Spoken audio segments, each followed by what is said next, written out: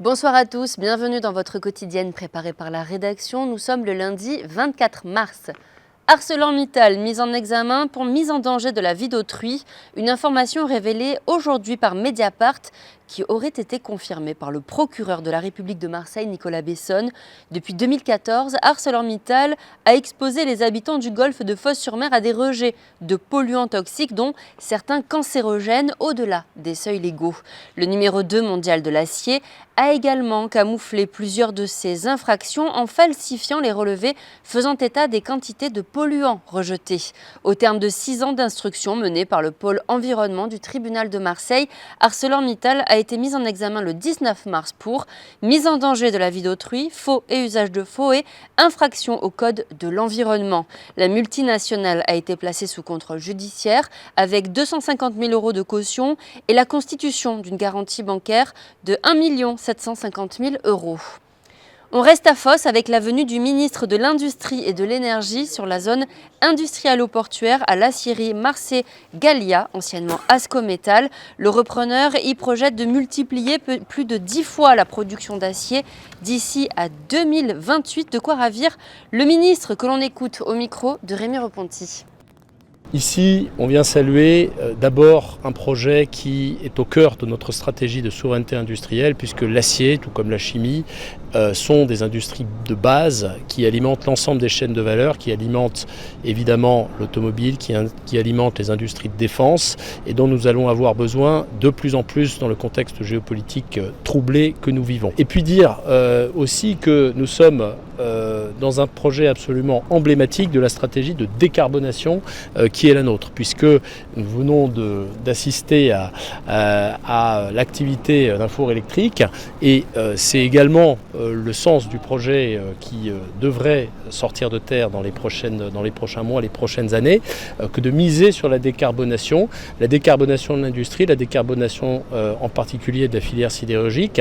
C'est un élément absolument essentiel de compétitivité, c'est créateur d'emplois et c'est aussi ce qui va distinguer nos industries des concurrents étrangers.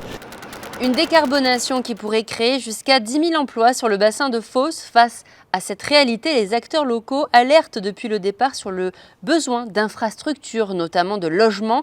À ce sujet, les maires de Martigues et de Fos, Gaby Charroux et René Raymondi, ont rencontré le ministre de l'Industrie en amont des visites ce matin. Marc Ferracci s'est dit conscient de l'urgence et il a assuré sa volonté de faire avancer les choses avec rapidité. Martigues, le combat contre la fermeture du bureau de poste de Ferrières continue. La Poste maintient que ce bureau ne serait pas assez fréquenté et coûte trop cher. En réaction, le comité de vigilance postale s'est réuni samedi malgré des conditions météo difficiles. Une nouvelle action qui s'est tenue au centre-ville. Reportage Flavio Noriga. Des sacs de courrier amenés par les rameurs de Martigues au bureau de poste de Jonquière, c'est le symbole de la manifestation organisée par le comité de vigilance postale, selon Francis Fournier, président du comité. Symboliquement, on voulait dire aux gens que bientôt, si Ferrières ferme, pour venir à la poste, il faudra ramer. Donc c'est en ce sens qu'on avait sollicité les rameurs de Martigues et les vélos de l'étang. C'est des moyens de locomotion qui seront nécessaires si ça continue pour que les usagers se rendent dans un bureau de poste. Une centaine de personnes ont suivi les pirogues de Lille jusqu'à Jonquière depuis le quai pour inviter les habitants à se mobiliser contre cette fermeture. On va leur dire, vous ne voulez pas marcher un peu avec nous, mais vous marcherez beaucoup plus longtemps pour vous rendre dans votre prochain bureau de poste. Des bureaux de poste importants pour les Martégots qui, selon certains habitants, auront toujours besoin de ces services de proximité. Ils ont fermé la poste de la Vera, ils vont fermer la poste de Ferrières, après ils vont fermer la poste de Croissante. Voilà, il faut maintenir ces bureaux de poste ouverts. Il faut laisser la population avoir accès à un bureau de poste assez facilement. La ville de Martigues, c'est une grosse ville. Il y a besoin de plusieurs bureaux de poste pour répondre aux besoins des habitants. Ce bureau de poste, il est à proximité aussi de plusieurs quartiers où on a des habitants, des populations un peu plus précaires qui ont vraiment besoin de cette proximité, de ce service public. La lutte ne s'arrêtera pas là, selon le comité de vigilance postale. D'autres actions sont à prévoir dans les semaines à venir. Une pétition lancée par le comité a réuni plus d'1 millier de signatures. La Poste, qui souhaite fermer le bureau principal de Jonquière et installer des points contact à Auchan et à Carrefour Market. Il y a 10 ans, une tragédie, le crash d'un Airbus A320 de la compagnie Germanwings dans le Vernet, dans les Alpes de Haute-Provence. Le copilote, âgé de 27 ans et sous antidépresseurs, s'était suicidé, emportant avec lui 149 personnes. Des pompiers des Bouches-du-Rhône avaient été appelés en renfort et nous nous étions rendus sur place, c'était il y a 10 ans.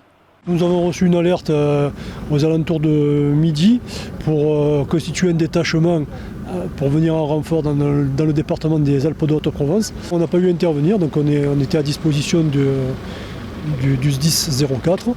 Et maintenant, compte tenu des informations et des éléments sur place, donc c'est une opération de police et il y a plus de sauvetage à faire. Et on nous a demandé de réintégrer le département. Est-ce qu'on n'est pas soulagé de ne pas avoir à participer au ramassage de tous ces gens? C'est bien qu'on soit resté là pour ne pas avoir le carnage qu'il y a eu là-haut, puisqu'il n'y a pas de survivants. Une journée forte en émotions, près de 400 proches des 150 victimes se sont rendus à la cérémonie aujourd'hui au Vernet. Le lycée Jean Lurçat à Martigues, ciblé par une nouvelle menace ce matin. Vendredi, une alerte avait poussé le personnel enseignant à faire évacuer les lycéens. À 16h45, levée de doute selon la préfecture de police. Rien à signaler. Ce matin, une seconde menace cible le lycée Lurçat. Les élèves du collège Daumier à Marseille ont reçu un message glaçant les incitant à prendre d'assaut le lycée Jean Lurçat à Martigues dans le but d'y semer le chaos. Ce message appelant au djihad a été diffusé via la messagerie Pronote d'un professeur qui aurait été piraté. Le rectorat a procédé à une levée de doute avant l'arrivée des élèves ce matin. La préfecture de police nous confirme que ce type d'alerte arrive malheureusement souvent avant les vacances scolaires. On reste avec les étudiants avec un rappel. Les étudiants en Bac+3 qui souhaitent poursuivre leurs études en master l'année prochaine ont jusqu'à ce soir minuit pour déposer leur candidature sur la plateforme Mon Master. La publication des réponses aura lieu le 2 juin. Aujourd'hui, ouverture du procès de Gérard Depardieu, un procès très attendu qui devrait être source de tension. L'acteur âgé de 76 ans devra répondre des accusations d'agression sexuelle à l'encontre de 2 femmes. Les faits se sont déroulés pendant le tournage du film de Jean Becker, Les Volets Verts, c'était en 2021. Plusieurs scènes avaient été tournées dans le quartier de Lille, à Martigues, comme vous pouvez le voir sur ces images. Gérard Depardieu encourt jusqu'à 5 ans d'emprisonnement et 75 000 € d'amende. Direction Marseille ce week-end, 3300 personnes étaient mobilisées contre le racisme et le fascisme. Un rassemblement à l'initiative de 46 collectifs, associations, syndicats et partis politiques. Réaction des participants au micro de Bérénice Vazac. La montée de l'extrême droite, le racisme qui est devenu quelque chose de très normal, s'exprimer, avoir des propos racistes, c'est devenu tout à fait normal, ça fait partie de la norme. Et la remise en cause des libertés individuelles. Il y en a marre de subir tout ça. Depuis qu'on est là, on a des droits comme les autres, je vois pas pourquoi ça et tout. Il faut être droit avec tout le monde. On est à la fois sur les questions intérieures, sur les franges de personnes qui sont rejetées par leurs différences et qu'on ne peut pas laisser ça comme ça. C'est la question de la solidarité, de la fraternité et internationale, ça fait peur. Ce qu'on peut dire, c'est que par exemple, nous, à la permanence séjour, c'est une permanence qui accueille tous les migrants pour lesquels problème, sauf ceux qui veulent demander l'asile. Là, il y a une permanence particulière. On est passé, maintenant, tous les lundis, on a entre 80 et 100 personnes. Alors qu'on tournait beaucoup plus autour de la soixantaine. Donc, quand ça ? Je dirais jusqu'à il y a 2 ans, quoi. Voilà. Oui. Donc là, vraiment, on sent une inquiétude qui monte. Oui. Et puis, on a une très forte demande pour les cours de français, pas seulement à la CIMAD, mais dans toutes les associations qui en donnent, parce que les gens ont très peur avec le niveau de français qui est demandé pour avoir un titre de séjour, beaucoup plus exigeant qu'avant.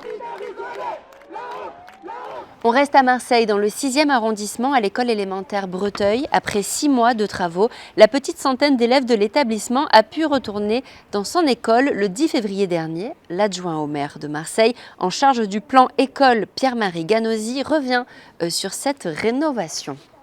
Vous êtes contents les enfants d'être ici ? Oui. On commence cette visite matinale avec la découverte des salles de classe qui ont connu une vraie rénovation. Un sol souple refait à neuf, des tableaux interactifs ou encore des brasseurs d'air pour lutter contre la chaleur en période de canicule. On écoute l'adjoint au maire de Marseille en charge du plan école, Pierre-Marie Ganosi.